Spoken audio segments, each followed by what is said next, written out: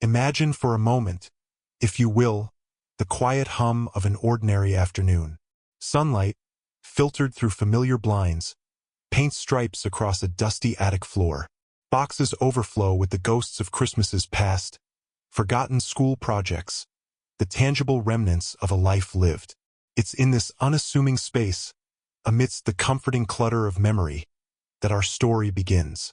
Not with a bang, not with a scream, but with the gentle tug of curiosity, the kind that leads us to open a box we haven't seen in years. Our central figure, a woman we'll call Eleanor, a name that feels both solid and a little old-fashioned, much like the life she had always believed was hers, is in her early 50s.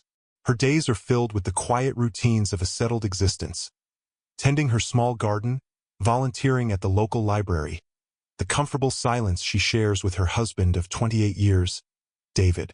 Their life together has been a tapestry woven with threads of shared holidays, minor disagreements, and the deep, unspoken understanding that comes with decades of companionship. There had been no grand dramas, no earth-shattering events, just the steady rhythm of a life well lived, or so she thought. The attic held boxes from her childhood home, a place she hadn't visited in years since her parents had passed. It was a task she'd been putting off, a bittersweet excavation of a past that felt both distant and intimately familiar. As she sifted through old photographs, her younger self with pigtails, awkward teenage smiles, her parents looking younger and full of life, a heavy, leather-bound album caught her eye. It was larger than her childhood photo albums, thicker, and bore the embossed inscription, "Our Wedding Day." A wave of gentle nostalgia washed over her. She vaguely remembered seeing it years ago, tucked away with other family memorabilia. It must be her parents' album, she reasoned, a treasured keepsake from a time before she was even born. With a soft sigh and a sense of pleasant anticipation, Eleanor lifted the album, its weight substantial in her hands. She carried it downstairs to the living room, the afternoon sun casting a warm glow on its aged cover. David was out running errands, and she had a quiet hour to herself. Settling into her favorite armchair, a cup of lukewarm tea beside her, she opened the first page. What she saw didn't immediately register. It was a wedding photograph, a classic pose. A bride in a beautiful, flowing white gown, her face radiant with happiness, standing beside a handsome groom in a traditional suit. But as Eleanor's eyes focused on the details, a cold knot of confusion began to tighten in her stomach. The bride, it looked like her. Not a spitting image, perhaps, but the resemblance was uncanny. The same high cheekbones, the same slightly crooked smile she'd always been a little self-conscious about, the same distinctive curve of her eyebrows. Dismissing it as a trick of the light, a fleeting similarity, she turned the page. Another photograph, this one from the wedding ceremony. The bride, unmistakably bearing her features, was exchanging vows with the groom. Eleanor's heart began to beat a little faster. She didn't recognize the man beside her. He was charming, with kind eyes and a warm smile, but he was not David. This couldn't be right. Her wedding to David had been a small, intimate affair, held in a local garden. Not this grand church ceremony depicted in the photographs. She flipped through the pages with growing unease. Each picture told a story she didn't recognize. The joyful procession down the aisle, the tearful father giving away the bride, the exchange of rings, the first kiss as husband and wife. All these moments, captured in vivid black and white, were utterly foreign to her. Yet the woman in the white dress, it was her. A younger version, perhaps, but undeniably her. A tremor ran through her hands. Could this be some elaborate prank? A forgotten relative who looked strikingly similar? But the feeling in the pit of her stomach told her otherwise. There was something deeply unsettling about these images, a sense of wrongness that chilled her to the bone. She continued to turn the pages, each photograph deepening the mystery. Pictures from the reception followed. The happy couple cutting the cake, their first dance, laughing with guests she didn't know. There were close-ups of the bride's radiant face, her eyes sparkling with a joy Eleanor couldn't recall ever feeling on her own wedding day. And then, a photograph that stopped her breath. A close-up of the bride's hand, adorned with a delicate, antique-looking engagement ring. It was a ring Eleanor had never owned. Her mind raced, trying to make sense of the impossible. Could she have amnesia? Could there be a part of her life, a significant chapter, that had been completely erased from her memory? The thought was terrifying, yet somehow, looking at these images, it felt plausible. More plausible than the idea that this was simply a case of mistaken identity. She looked at the groom again. There was a familiarity about him, a faint echo in her mind, like a half-forgotten dream. She couldn't place him, couldn't connect his face to any memory, yet he felt significant. As she reached the end of the album, she found a loose envelope tucked inside the back cover. Her name was written on it in elegant cursive, Eleanor. Her heart pounded in her chest as she carefully opened it. Inside was a single, folded letter. The handwriting was unfamiliar, yet there was a sense of intimacy in the looping script. The letter began with a salutation. "My dearest Eleanor." A chill ran down her spine. Who was this person? And why did they think they knew her so intimately? She unfolded the letter further, her eyes scanning the first few lines. The words blurred as a wave of dizziness washed over her. It spoke of love, of promises, of a future they had planned together. It mentioned a day that was supposed to be the happiest of their lives, a day that clearly never happened for Eleanor. The letter hinted at a tragedy, a separation, a heartbreak so profound that it seemed to have shattered not just a relationship, but perhaps a life. The tone was filled with a deep sadness, a lingering sense of loss. The writer expressed a hope that one day, somehow, they would find their way back to each other. Eleanor's hands trembled so violently that the letter rustled like dry leaves. She read on, her mind reeling. The details were vague, shrouded in a melancholic haze, but the underlying emotion was raw and undeniable. This letter was a testament to a love story she had no memory of, a marriage that seemingly never took place. Closing the album, Eleanor felt a profound sense of disorientation. The life she knew, the memories she held dear, suddenly felt fragile, as if a single gust of wind could blow them all away. Who was the woman in these photographs? Who was the man she almost married? And why had this entire chapter of her life been erased? The comfortable familiarity of her living room now felt alien. The sunlight on the floor seemed to mock her sense of normalcy. The gentle hum of the afternoon had been replaced by a deafening silence, broken only by the frantic beating of her own heart. She clutched the wedding album to her chest, its weight no longer substantial but heavy with the burden of an unknown past. Her life, she realized with a growing sense of dread, was not the simple, straightforward narrative she had always believed it to be. It was a mystery, and the first clue had just been unearthed within the dusty confines of her attic. The quiet afternoon had just taken a very dark and unexpected turn. The weight of the wedding album in Eleanor's lap felt heavier than any physical object. It was a tangible representation of a life unlived, a past she couldn't access. The letter, still clutched in her trembling hand, offered glimpses, fragments of a story that was hers and yet utterly unfamiliar. "My dearest Eleanor," the words echoed in her mind, a ghostly whisper from a forgotten time. When David returned home, the late afternoon sun casting long shadows across the living room, he found Eleanor pale and withdrawn, the leather-bound album open on the coffee table. He asked if everything was all right, his brow furrowed with concern. Eleanor, still reeling from her discovery, could only shake her head, her voice a mere whisper when she tried to speak. She simply gestured towards the photographs.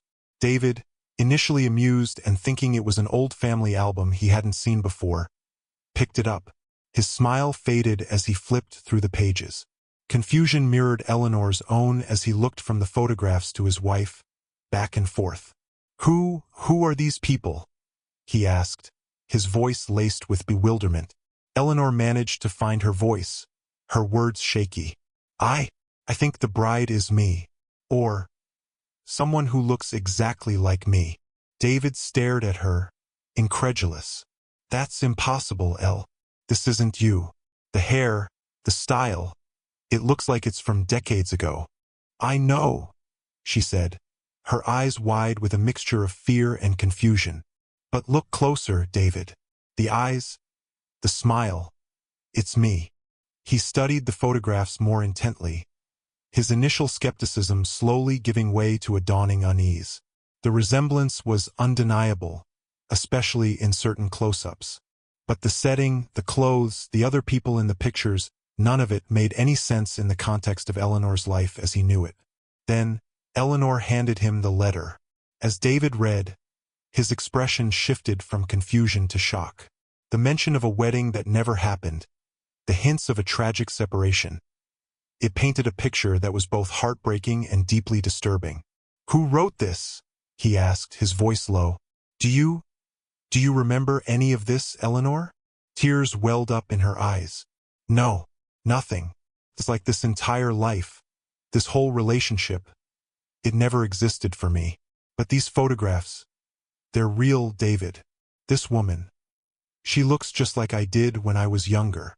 Over the next few days, Eleanor was consumed by the mystery of the wedding album.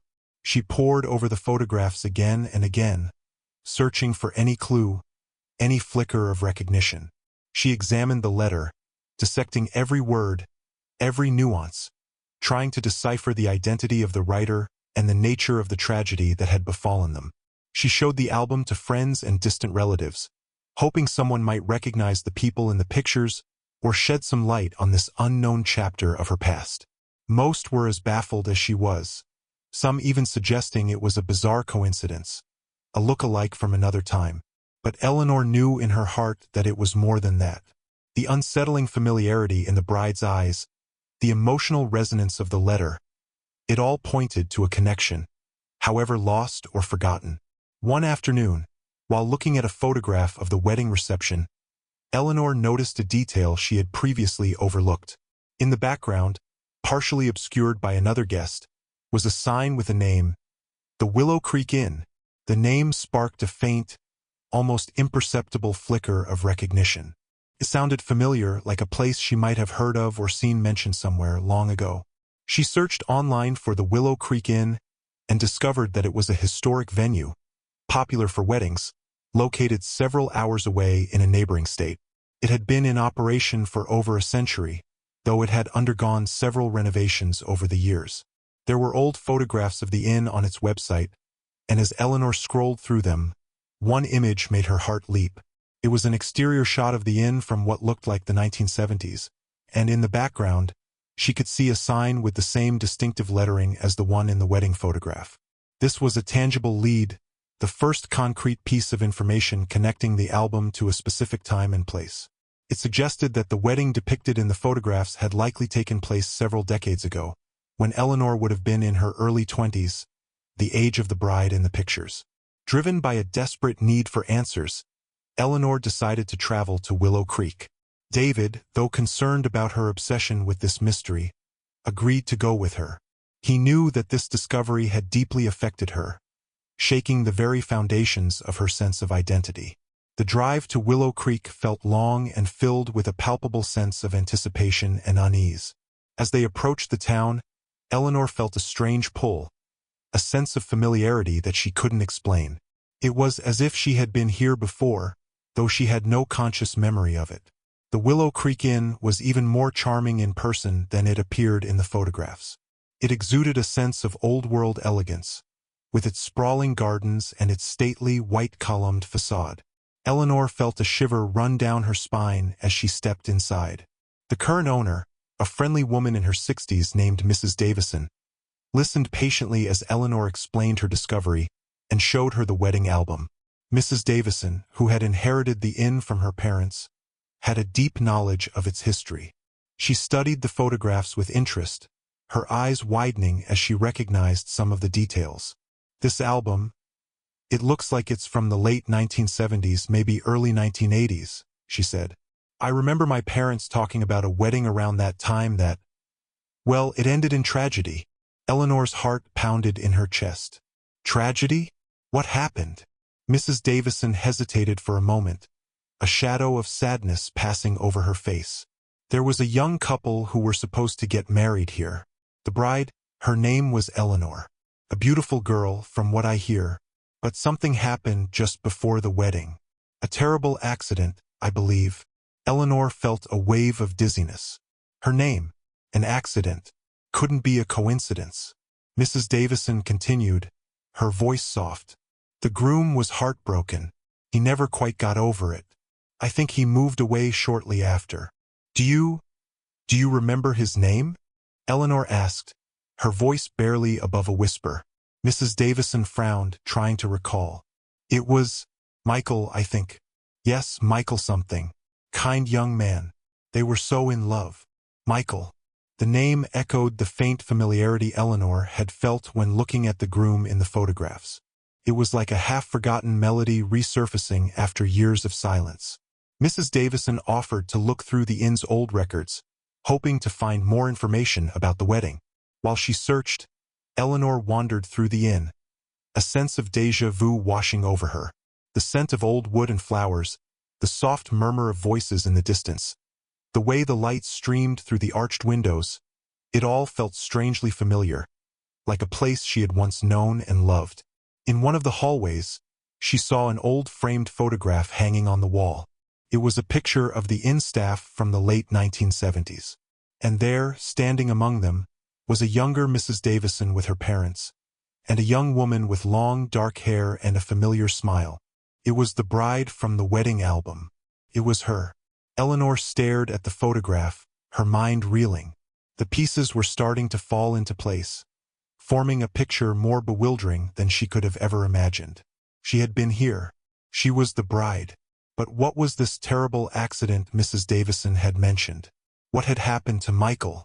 And why did she have no memory of any of it?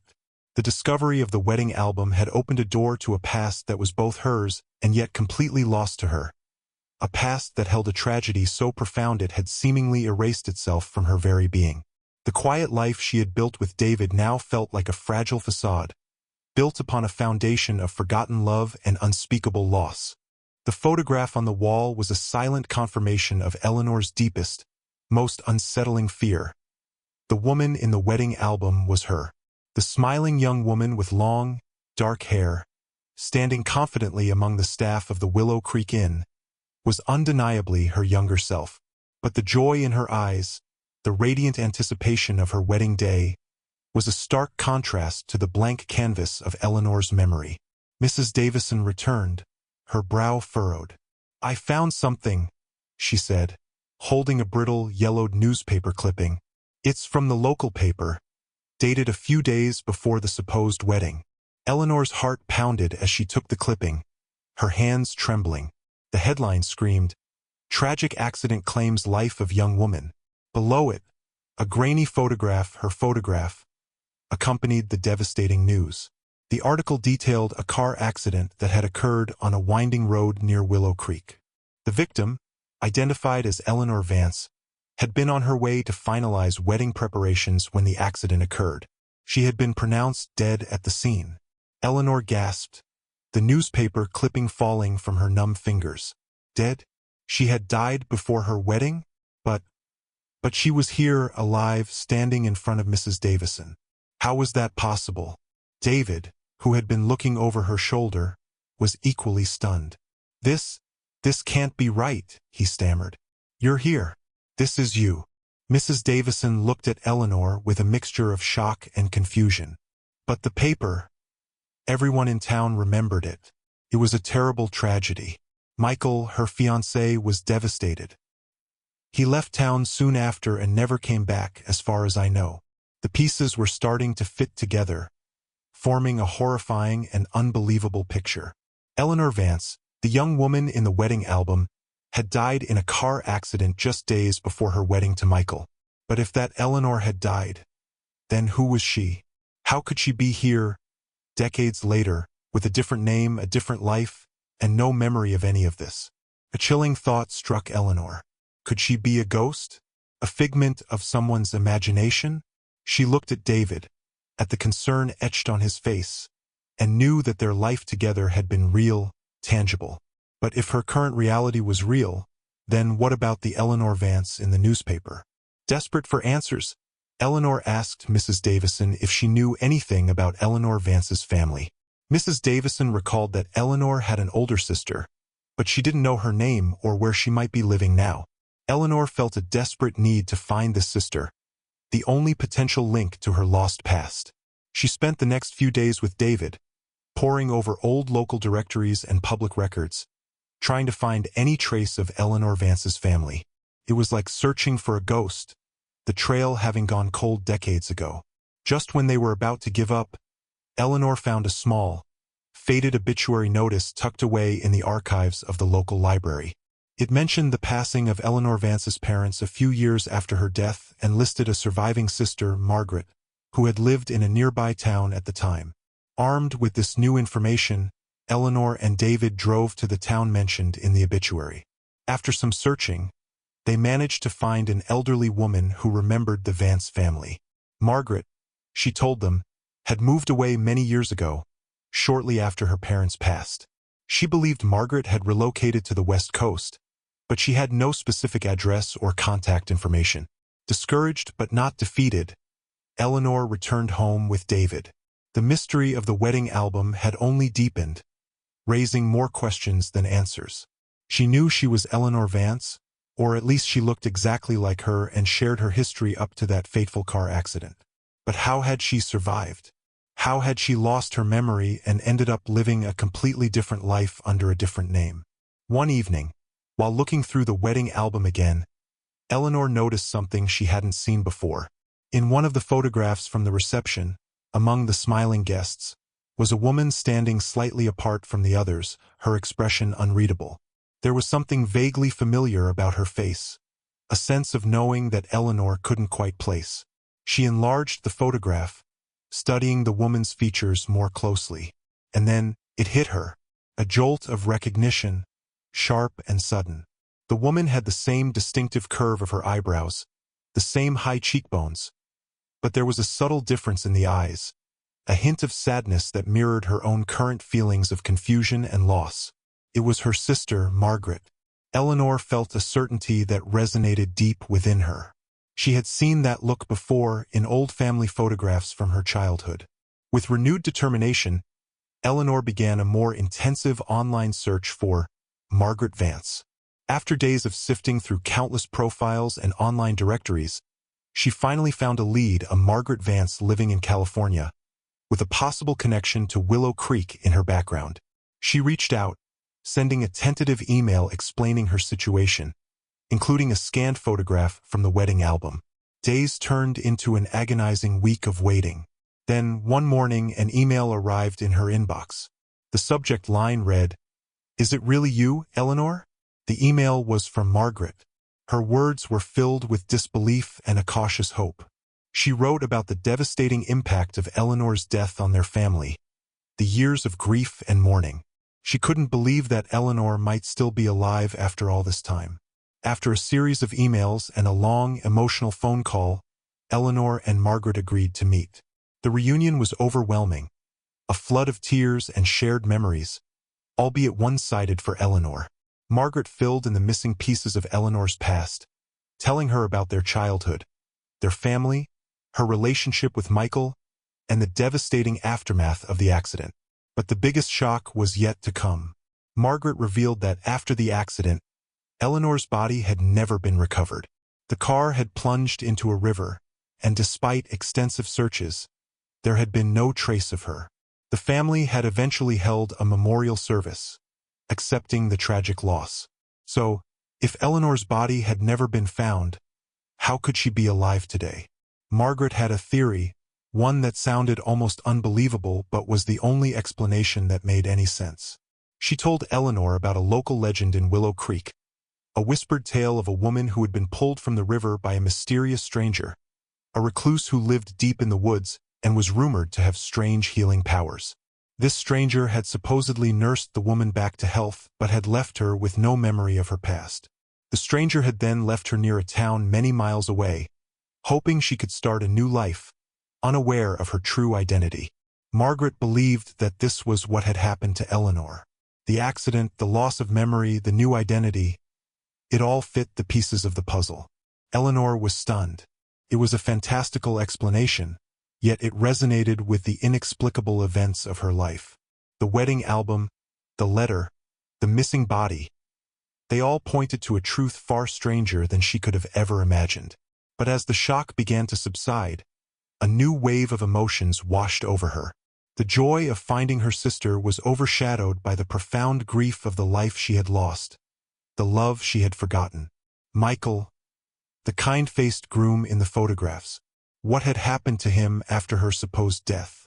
Did he ever find happiness again? The thought of the pain he must have endured tore at her heart. Margaret told her that Michael had never married.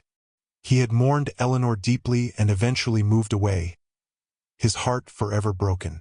Eleanor felt a deep sense of regret, a longing for a future that had been stolen from them both.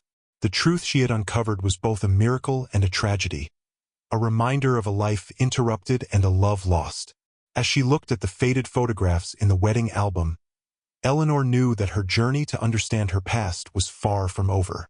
The revelation of her survival had opened a new chapter, one filled with the bittersweet task of piecing together a life she didn't remember and confronting the ghosts of a love that might have been. The quiet afternoon in the attic had indeed unearthed a secret far darker and more profound than she could have ever imagined. The revelation that she had been presumed dead for decades hung heavy in the air between Eleanor and Margaret.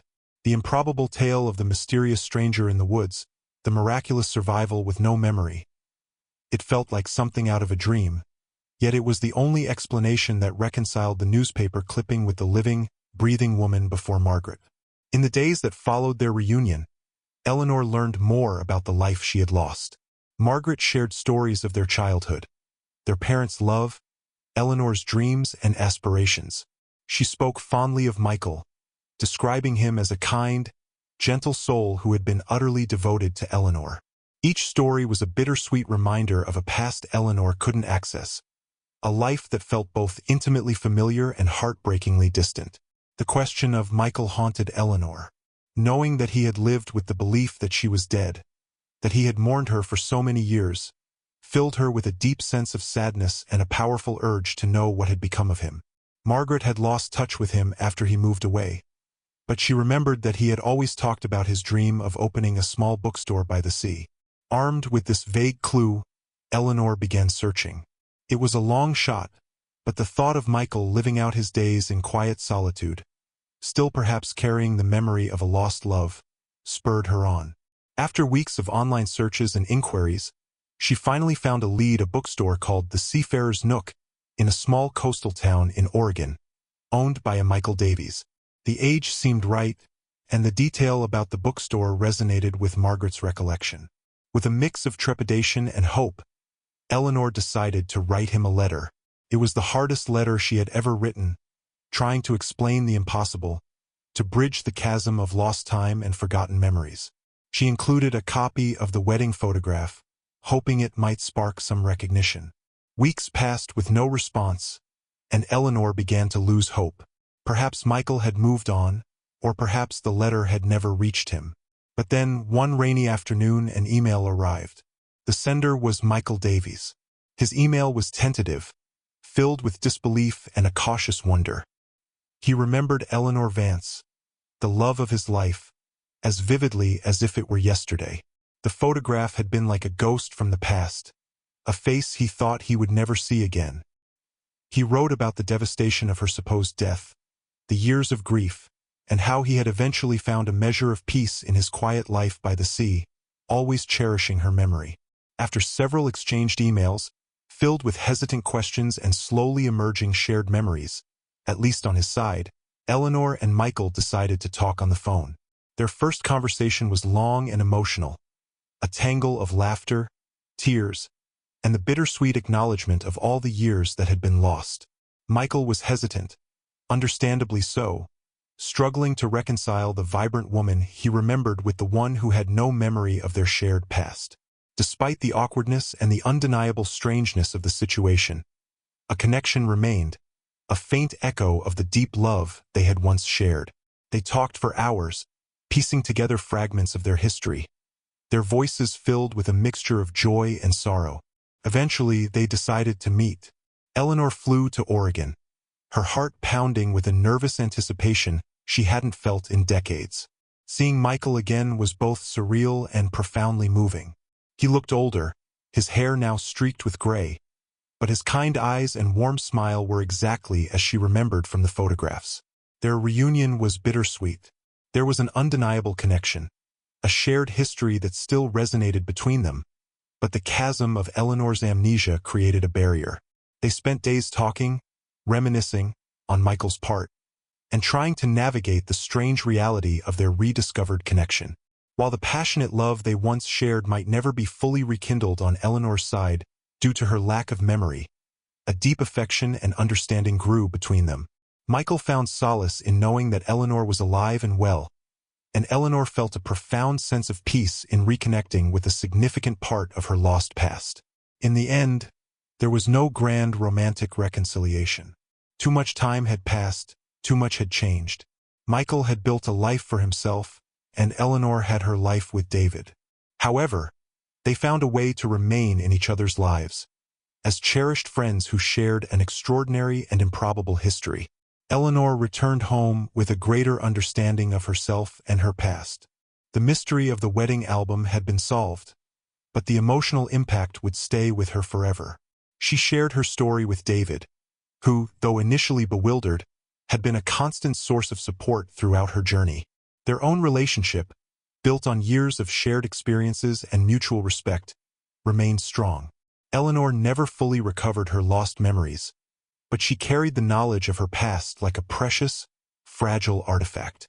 The wedding album became a reminder of a life she had almost lived, a love she had almost had, and the incredible twist of fate that had given her a second chance, albeit one shrouded in amnesia. The experience left Eleanor with a profound appreciation for the fragility of life and the enduring power of love and connection, even across the boundaries of time and memory. Her quiet, ordinary life had been touched by the extraordinary, forever changing her perspective on the past, the present, and the enduring mysteries that life holds. And now, if you've been captivated by Eleanor's incredible story of a life rediscovered and a love almost lost, please take a moment to like this video and subscribe to our channel for more intriguing tales. Don't forget to hit that notification bell so you don't miss our next journey into the unexpected. What do you think of Eleanor's incredible journey? Share your thoughts in the comments below. We always love hearing from you. Thank you for watching.